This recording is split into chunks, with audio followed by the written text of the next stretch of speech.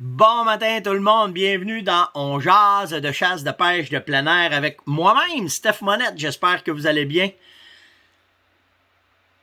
La fin de semaine arrête. Hey, c'est une longue fin de semaine, j'ai pas pensé à ça. C'est la fin de semaine de Pâques. Fait que vendredi saint, on est fermés, nous autres. Fait que ça nous donne un beau 3 jours. J'ai pas checké la météo, par exemple, voir qu'est-ce qu'il annonçait. Mais on va s'en reparler demain, c'est sûr. Mais ouais, c'est la dernière aujourd'hui. Puis à partir de demain, samedi, dimanche, on est off. Fait qu'on va aller faire un tour dans le bois, c'est bien sûr. D'après moi, je ne sais pas si ça va passer. J'ai été voir hier, puis il y a encore pas mal de... Tu sais, il y a trop de neige. Il n'y a pas assez de neige pour se promener en motoneige. Puis il y a trop de neige pour les VTT, là, tu sais, que ça pogne entre les deux. Fait que on va voir. On va mettre les raquettes de bonne heure le matin. Je pense qu'il annonce un peu plus de fret. Fait que je vais être capable d'aller faire un tour. J'ai des caméras que je vais aller voir. J'ai des salines qui roulent. Fait que je vais aller voir ça. Puis on va commencer à préparer nos affaires.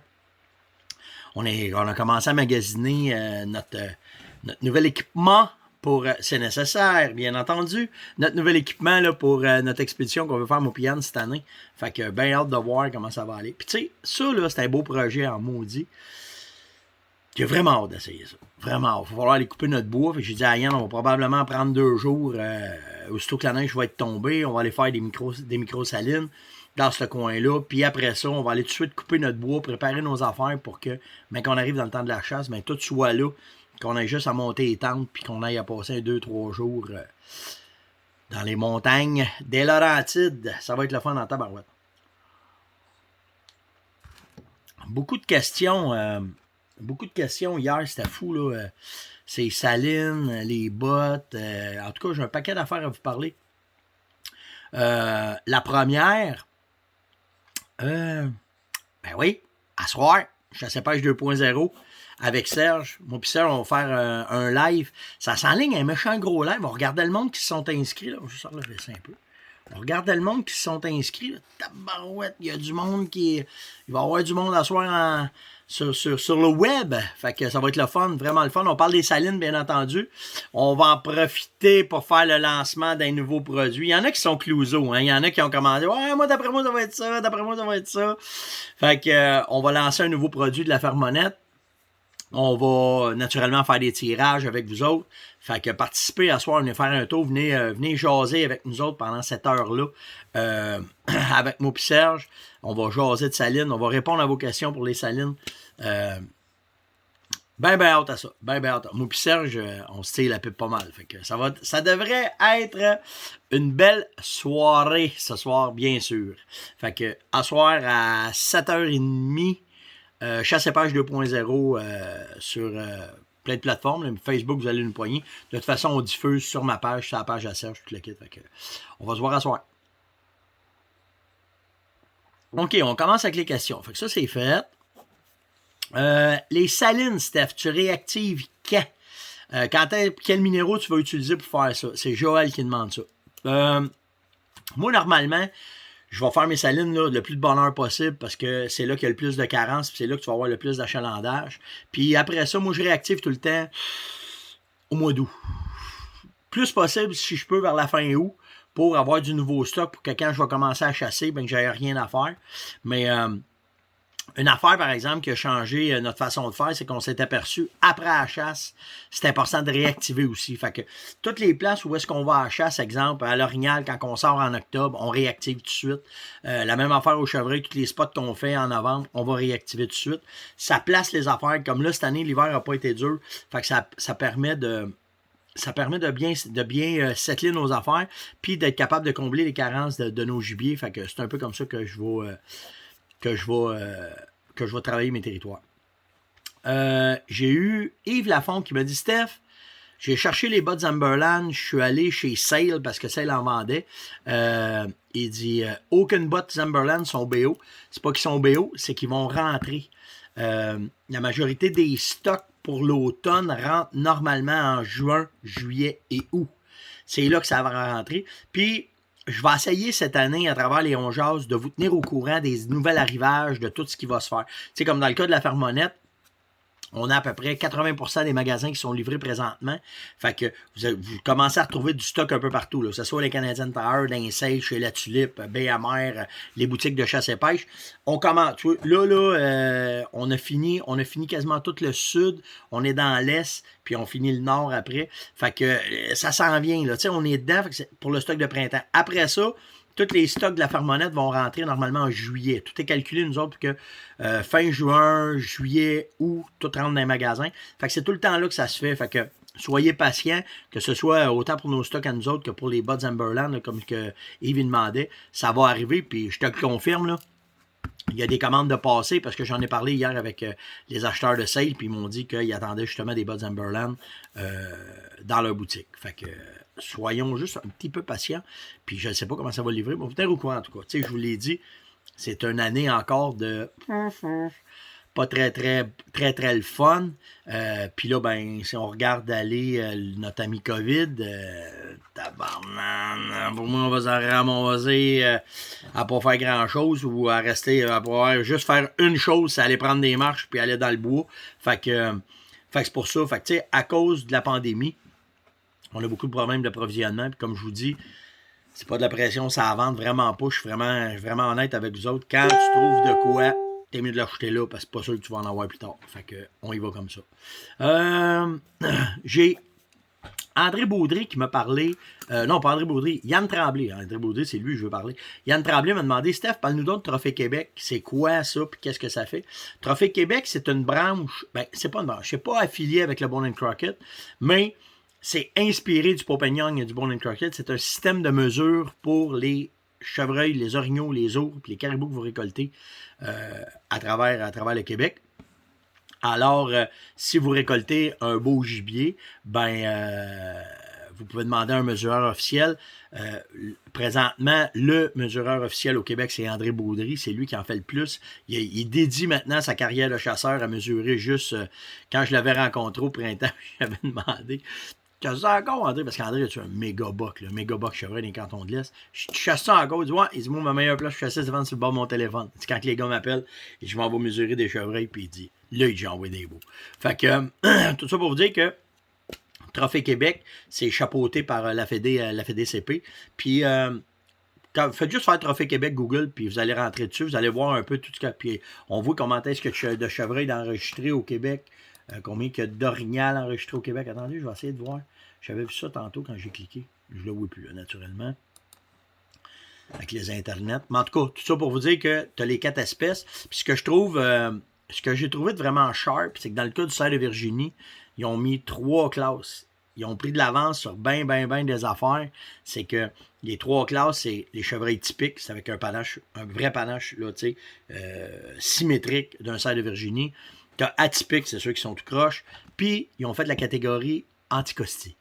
Ça, je trouve ça sharp, parce que ça a été prouvé que depuis que le chevreuil est anticosti, il a changé sa morphologie, il a changé son body pour devenir un chevreuil vraiment typique de l'habitat de l'île Anticosti. Puis, dans Trophée Québec, ils ont fait une série serre anticosti. Fait que je trouve ça vraiment sharp qu'ils aient fait ça. Allez voir ça, allez surfer là-dessus, tu vas voir. Là, c'est le même principe que le Boone, c'est québécois, donc c'est ce qui se passe au Québec. Puis ça vous donne une idée. Puis là, si je regarde, il y a 4 caribous enregistrés, 93 orignaux, 68 ours, 244 cerfs de Virginie. Les gars de cerfs de Virginie sont plus au courant de ce genre de mesures-là parce que justement, à travers l'Amérique, c'est comme ça que ça fonctionne. 20 cerfs atypiques, puis 10 cerfs d'anticosti qui ont été mesurés pour Trophée Québec.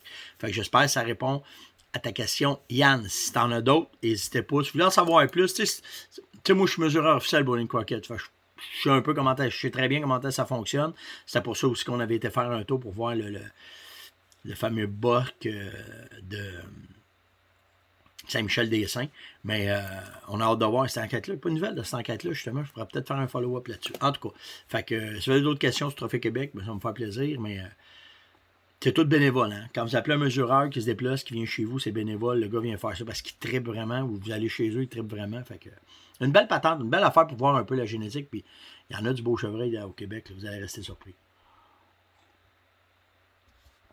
OK, après ça. Hey, hier, je passais à veiller là-dessus. Ben, pas vrai. Hier, j'ai pas pu passer à veiller là-dessus parce que je me suis endormi à 7h30 sur le divan.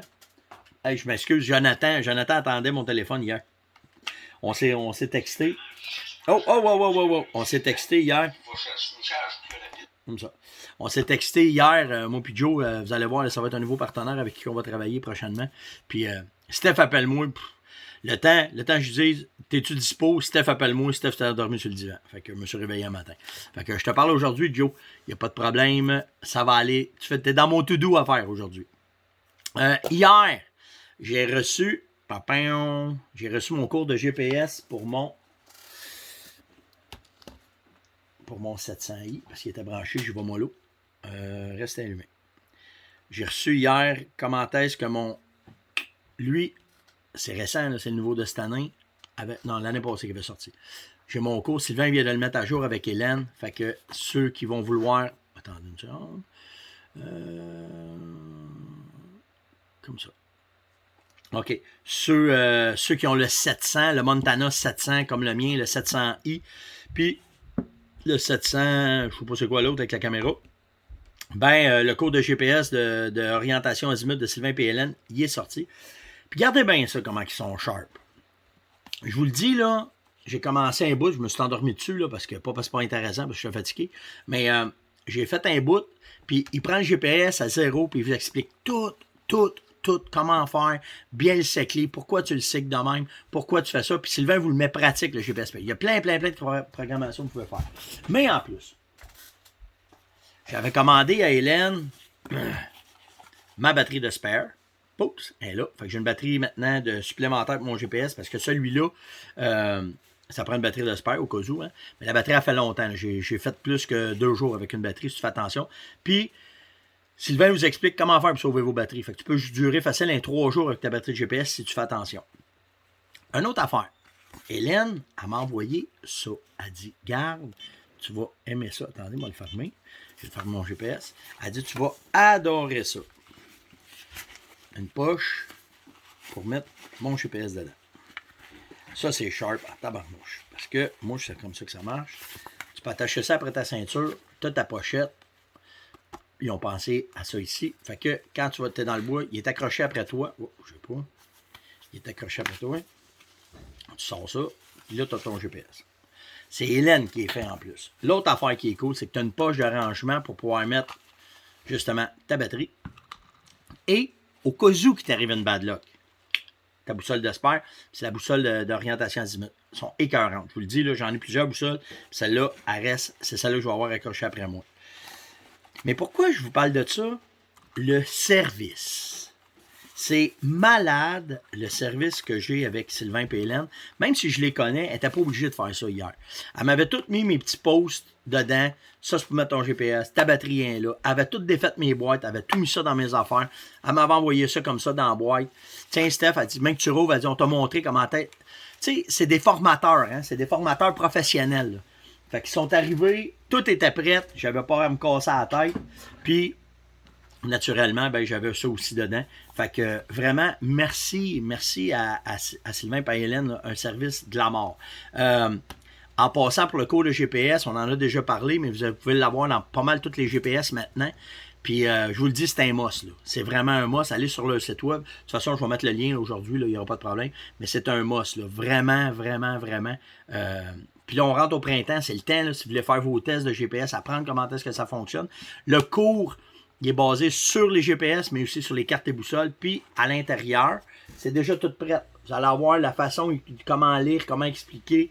Il vous envoie la fameuse carte que je vous parle souvent, là, la fameuse carte des altitudes, des longitudes, pas des longitudes, mais des altitudes pour que votre baromètre puisse vous dire la température qui s'en vient. Un astique de belle bebelle. Un astique de belle bebelle. Yann y arrive, le nageur est fauché. Fait que je vais mettre les liens de toute façon ce matin. Puis je vais vous tenir au courant des trucs que je vais avoir. Regarde, c'est une niaiserie. Checkez bien ça. Dans mon setting de GPS, là, tu peux.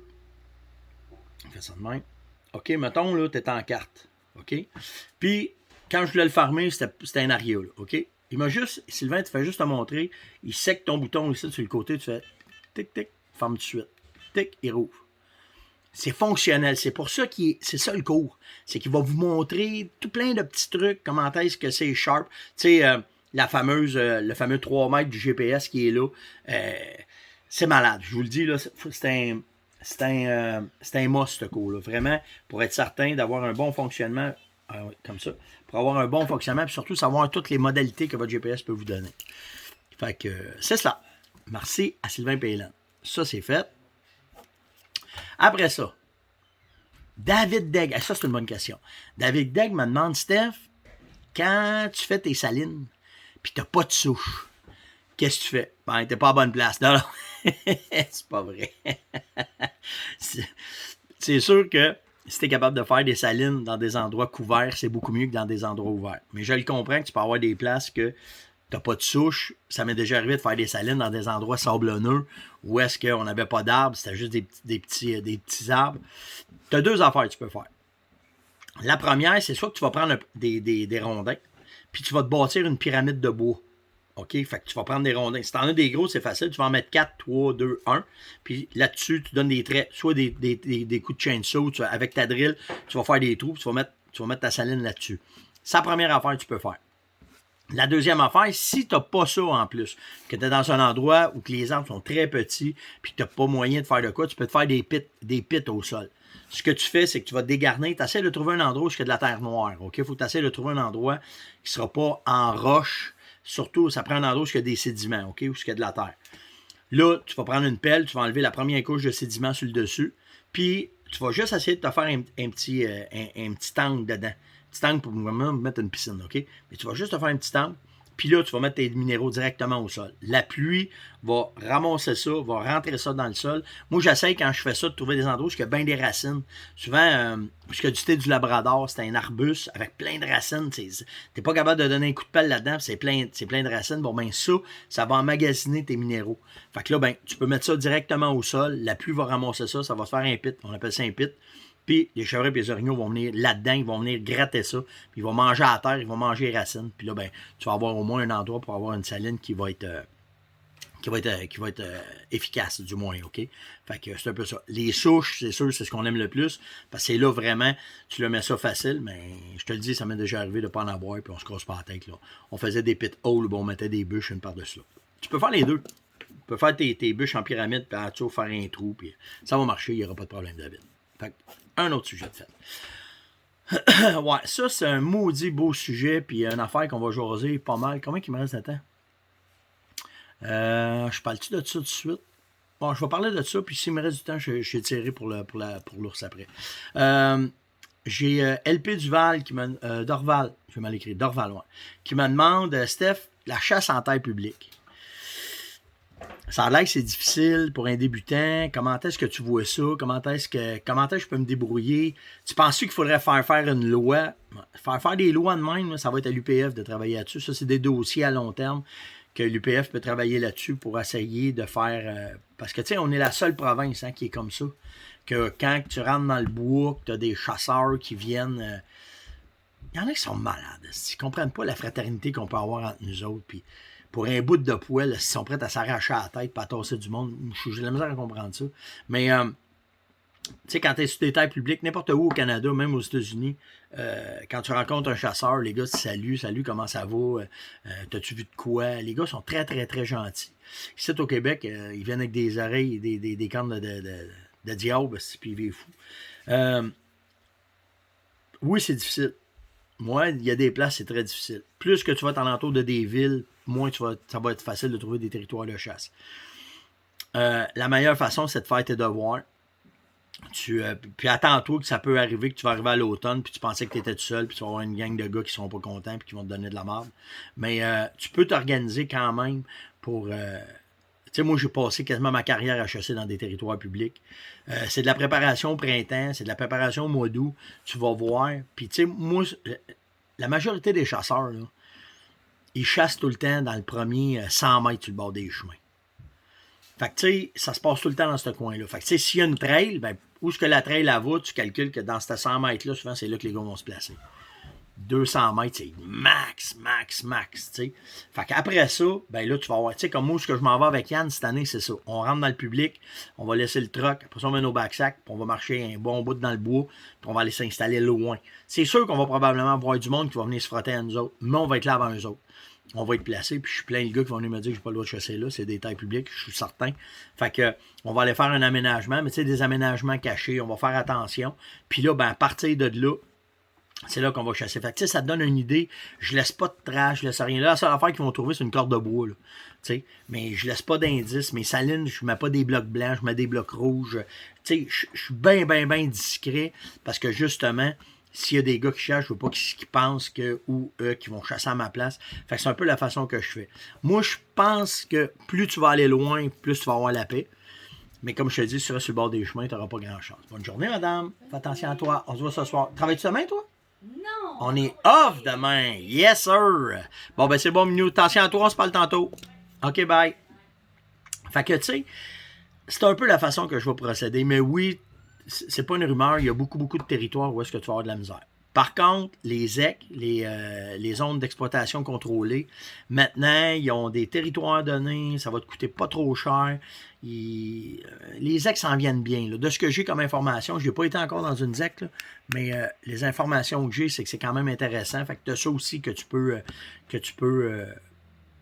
avoir comme territoire. Fait que tu sais, si tu as ça, tu vas dans une ZEC ou dans le public, là, comme je te dis, mais fais tes devoirs, va chercher tes cartes, va-t'en ces sites des municipalités, va voir qu'est-ce qu'il y en a. Moi, souvent, là, ce que je faisais là, quand je chassais, mettons, dans les cantons de l'Est, parce que c'est une place qui a beaucoup de personnes, puis qu'il y avait un peu de terre et que je pouvais me bouger un peu, j'allais passer une couple de veillées dans un bar, là, on peut pas à cause du COVID, mais tu sais, j'allais dans un bar, je jasais avec les gens. Y a-tu bien des chasseurs, le dépanneur du coin, le magasin de chasse et pêche du coin. Tu sais, j'allais scouter. Quand j'avais trouvé une place, là, je scoutais, tu sais. Puis là, ben, j'allais voir. Tu vas avoir des pancartes. Si c'est des pancartes, ben, naturellement, tu les respectes. Mais tu sais, si les gars sont 4 gars puis ils ont 80 km², ben, c'est ça qui n'a pas d'allure. Fait qu'en tout cas, c'est un peu la façon que je fais. Puis oui, tu aurais raison de dire qu'on pourrait avoir une loi qui donnerait accès au territoire public. Ça serait bien facile. Bien facile. Là. Écoute, tu vas dans l'Ouest canadien, si tu arrives sur un appât, 350 mètres alentour de l'appât, ça appartient à quelqu'un, tu n'as pas le droit de chasser là. Fait que tu sais, c'est 350 mètres de circonférence. Fait que c'est 150 mètres de même, 150 mètres de même, ce trou-là t'appartient. Sportivement, tu ne vas pas te plaquer ces trails de ce gars-là parce que ça rentre à sa bête. Tu sais, il y a un savoir-vivre, là. Il y a une éthique là-dedans. Fait que ça va-tu se faire? Mais tu sais, c'est tout le temps. T'en as tout le temps des colons, de toute façon. Fait que tu peux pas passer à côté de ça. Fait que j'espère que ça répond à ta question, LP. C'était l'ongeance de ce matin. Fait que j'espère que vous avez apprécié. Demain, on va essayer de parler d'ours. J'ai eu une couple de questions en retrait pour l'autre, les appâts et tout le kit. Là. Fait qu'on va essayer de parler de ça demain. Hey, aujourd'hui, j'ai un party virtuel. Je vais venir au courant de ça demain. Aujourd'hui, Sako nous a invités à un party virtuel. Fait que c'est le 1er avril. Méfiez-vous aujourd'hui. Ils m'ont dit que c'était correct, c'était pas une joke, en tout cas. Fait que non, mais sérieux, ça cause, ce sera pas une joke, mais c'est pour fêter le 100e anniversaire aujourd'hui. Donc, on a un party virtuel, là, c'est à la fin de l'après-midi, si je ne me trompe pas. Ben hâte de voir qu'est-ce que ça va être, comment est-ce que ça. On est inscrit au Pian, fait que on va assister à ça, puis je vous tiendrai au courant demain matin. Likez, partagez, invitez. Merci du fond du cœur de tous les commentaires que vous mettez. C'est malade comment est-ce que vous êtes là. La communauté explose, c'est fou, là. Les questions, ça lâche pas. Les commentaires, ça lâche pas. Puis on parle de plein d'affaires. Hein. Puis là, vous allez m'excuser, mais je suis en retard. J'ai trouvé, là, je vous le dis, là, face de boucle, là, des fois, me recule. J'ai encore 7 ans, ouais. Face de boucle, me recule, là, mais il y en a, j'ai pas été capable de répondre. Là. Fait que là, je saute par-dessus. Si je vous ai pas répondu, excusez-moi. Amenez-moi ça, là. Dis, hey, Steph, il y en a, là, j'ai essayé ça là, ça n'a pas marché, j'ai essayé ça là, tu me réponds. J'essaie de faire de mon mieux pour vous répondre le plus possible. Je passe quelques heures par jour à flipper mon téléphone et à essayer de vous répondre. Mais si je suis pas là, je m'excuse vraiment, mais c'est rendu plus gros que nature. Fait que c'est un peu ça. Fait que likez, partagez, invitez, surtout, mettez des commentaires. C'est la claque dans le dos qu'on a besoin pour avancer. Puis c'est sharp. C'est une drogue, se faire en jase à toi le matin. Passez une excellente journée. On se voit demain. Puis je vous tiens au courant. Hey, à soir, c'est live. Tout le monde, on se voit au live. Là. On va jaser en direct avec Serge sur Chasse et Pêche 2.0. Attention à tout le monde. On se voit demain. Ciao.